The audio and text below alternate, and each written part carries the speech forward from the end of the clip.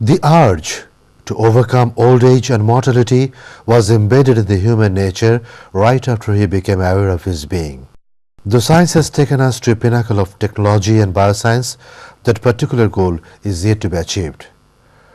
Through time, history has taught us that we can achieve immortality in a passive way.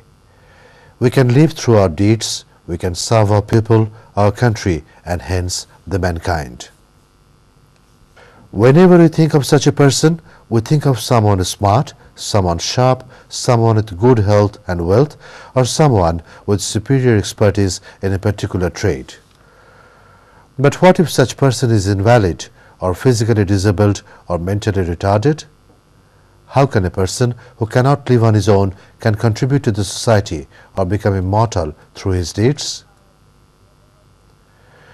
The retarded are considered as a drag, as a burden for society.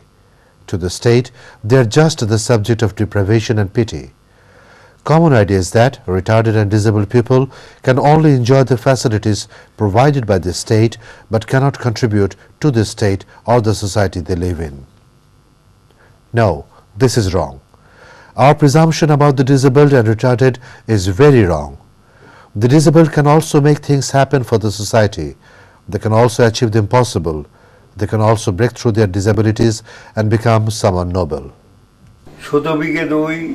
ছিল মোর ভুই আর সব গেছে ঋণে বাবু বলিলেন বুঝে চৌপেন ও জমি লইব কিনে কহিলাম আমি তুমি ভূস্বামী ভূমির অন্ত নাই কে দেখো মোর আছে বড় জোর মরিবার মতো ঠাই শুনি রাজা কহে বাপু জানো তো হে করেছি বাগানখানা পেলে 2 বিঘে প্রস্থ দৈর্ঘ্যে সমান হই পিঠানা ওটা দিতে হবে কহিরাম যাবে বক্ষে জোড়ায় পানি সপ্তপুরুষ যেথায় মানুষ সে মাটি সোনার বেড়া দৈন্যের দায়ে ব্যথিব সেমায়ে এমনই লক্ষ্মী ছাড়া আখি করিলাল রাজা রহিল ক্ষণকাল মৌন ভবে কহিলেন শেষে ক্রূর হাসিয়েছে আচ্ছা সে দেখা যাবে পরের মাসে দেরে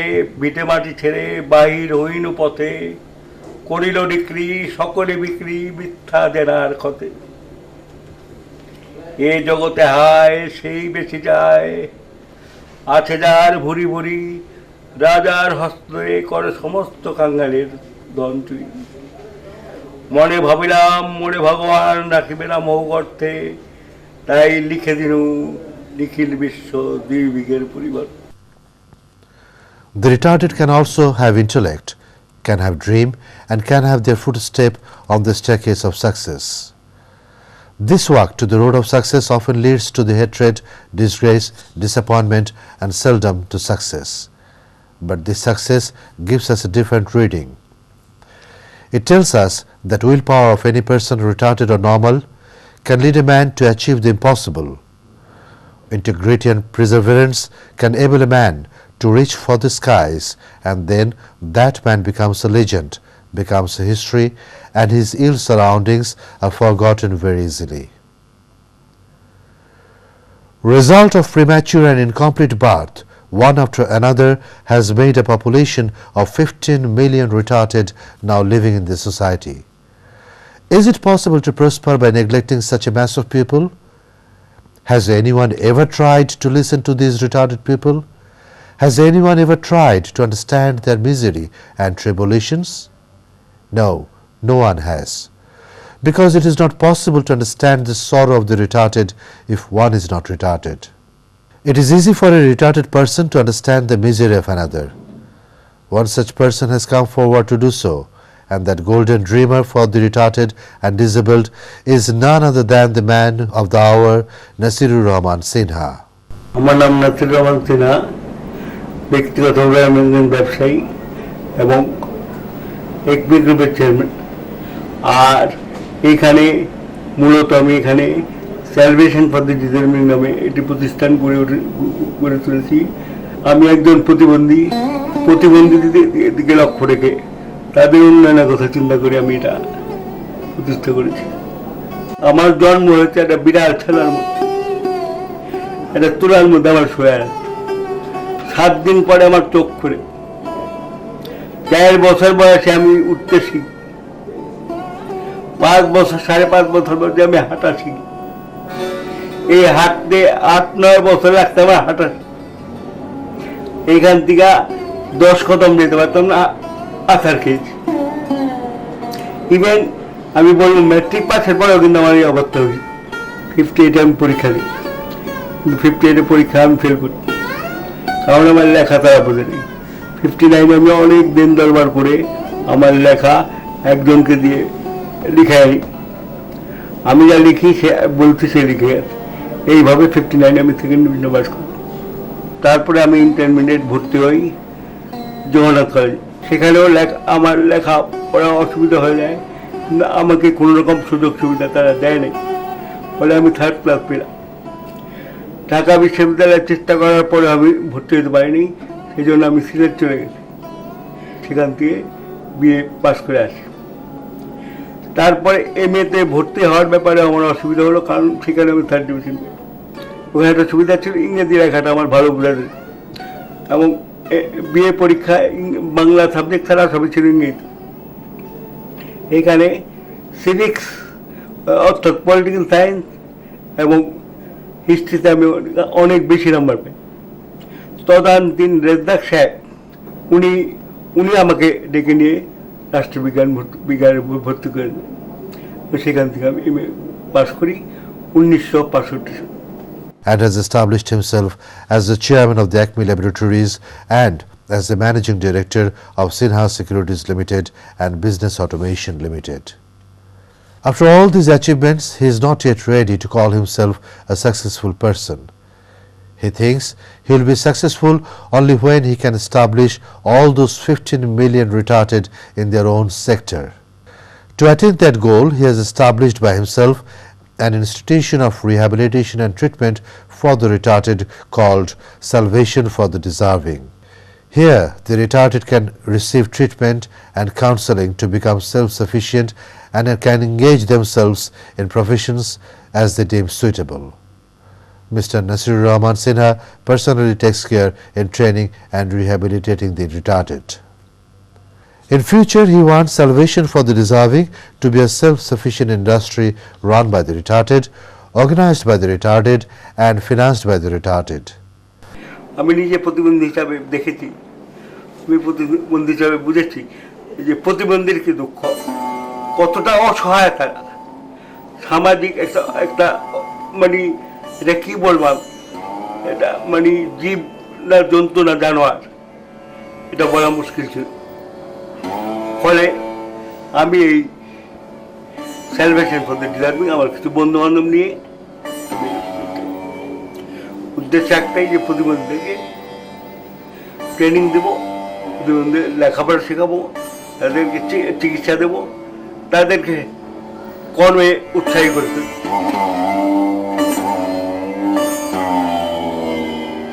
কাজ শুরু করে এই পর্যন্ত সাহায্যের জন্য অনেকে আমি চিঠিপত্র লিখেছি, কিন্তু সেরকম আর অনুরূপ সাহায্য পাইনি। এই বছরই প্রথম আমাকে ইসলামী ব্যাংক 15 লক্ষ টাকা দিয়ে সাহায্য করেছে। এর বাইরে একমি ল্যাবরেটরির সাহায্য আমি বারবার পেয়েছি। এখানে আমরা হাসপাতাল বিল্ডিংয়ের ফাউন্ডেশন আমার 5 তালা, স্কুল বিল্ডিংয়ের ফাউন্ডিং 5 তালা, তারপর অ্যাডমিনিস্ট্রেটিভ বিল্ডিং 4 তালা, মসজিদ বিল্ডিং 2 তালা, এই ফাউন্ডেশনগুলো আমি দিয়েছি। 7-8টা পাক্কা ঘর এখন আছে আমার এখানে, যেখান থেকে এখন বর্তমান কার্যকলাপ চলছে। আর মেইন জিনিস আমার দরকার, আর্থিক সাহায্য পেলে পরে আমার পক্ষে কিন্তু এই কাজগুলি আগে নেওয়া সম্ভব। নেক্সট প্রশ্ন যেটা আসলো সেটা হলো, আমি সাথে সাথে চিন্তা একটাই করেছিলাম যে এই প্রতিবন্ধী যারা আমার এখানে আসবে তারা যেন ওই ধুকে না আমার। আপনারা বিভিন্ন জায়গায় ঘুরে দেখবেন আমার এখানে যে আমি স্কুলের ছাত্রদের লেখাপড়া শেখার সাথে সাথে তাদের গান বাজনা শেখানো হচ্ছে, তাদেরকে কিছু কাজকর্ম শেখানো হচ্ছে, তাদেরকে চিকিৎসা দেওয়া হচ্ছে, এবং যারা উপযুক্ত হয়ে উঠতেছে তাদের সাথে সাথে আমরা কী করে এটা কাজে ঢুকাই। আমার এখানে হাসপাতাল আছে, স্কুল আছে, কম্পিউটার ট্রেনিং সেন্টার আছে, এমব্রয়ডারি ট্রেনিং সেন্টার আছে, তারপরে আছে আপনার বেদ বাস এখানে কি ভিজুয়ালি ইম্পেয়ার্ড বা দৃষ্টি প্রতিবন্ধী যারা তারা এখানে কাজ করতেছে। There, they will be the masters of their own. There, the disabled and the retarded will have proper care, education, treatment, and be able to build a society of their own. এটা করার পরে next প্রশ্ন আসলো যে এরা কিভাবে চলবে। সেই জন্য আমি চিন্তা করলাম কিছু ইনকাম জেনারেটিং ইউনিট আমার করতে হবে। এই উদ্দেশ্যে আমি বেকারি হাত দিলাম। This will turn themselves into a very strong workforce. Those who are marked as a burden of the society will earn their livelihood, will start a new revolution, and will be making a new history. The name which will be engraved on the page of history will be Nasirur Rahman Sinha.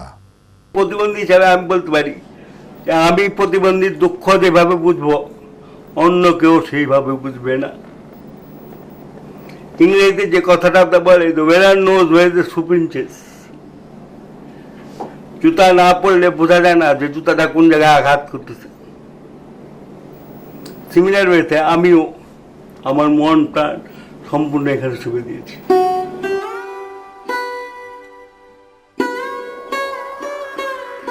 এখানে যারা পড়াশোনা করে বিনা পয়সায় পড়াশোনা, খাওয়া দাওয়া কাপড় চোপড় সব তারা এখানে থাকা, এখানে থাকে।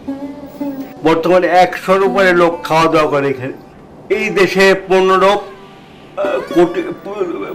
কোটি লোক, তার মধ্যে 1.5 কোটি লোক প্রতিবন্ধী।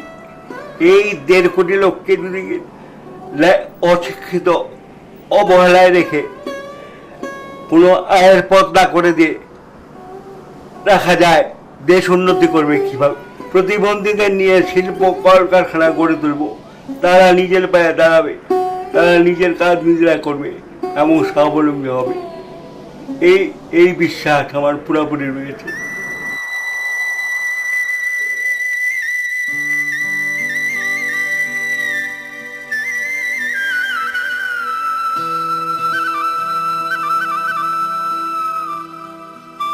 এবং নিজের হিসাবে আমি যেটা পাই সেটা হলো 50 কোটি টাকা নিতে হবে না। সেই জন্য কাউকে বলতেও লজ্জা লাগে, তবে সাহায্য যদি কেউ করে আমি খুশি মনে ছেড়ে নিই।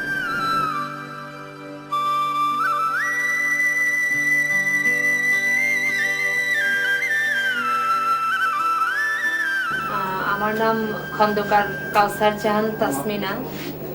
বর্তমানে স্যালভেশন ফর দ্য ডিজার্ভিং নামক প্রতিবন্ধী প্রতিষ্ঠানের নির্বাহী পরিচালকের দায়িত্ব পালন করছি। এই প্রতিষ্ঠানটা প্রতিষ্ঠা করা হয়েছে 2003 সালের 14 ফেব্রুয়ারি। প্রতিষ্ঠাতা হচ্ছেন জনাব নাসিরুর রহমান সিনহা। এখানকার ফিজিওথেরাপি সেকশনটা খুবই উন্নত মানের। এখানে ফিজিওথেরাপি নিতে অনেকে আসেন, এমনকি দূর দূরান্তর থেকে অন্যান্য জায়গার থেকেও ফিজিওথেরাপির জন্য এখানে আসে, লোকজন পছন্দ করে। আমি নিজেও দেখছি এবং লক্ষ্য করছি এদের ফিজিওথেরাপির সাইডটা বেশ উন্নত।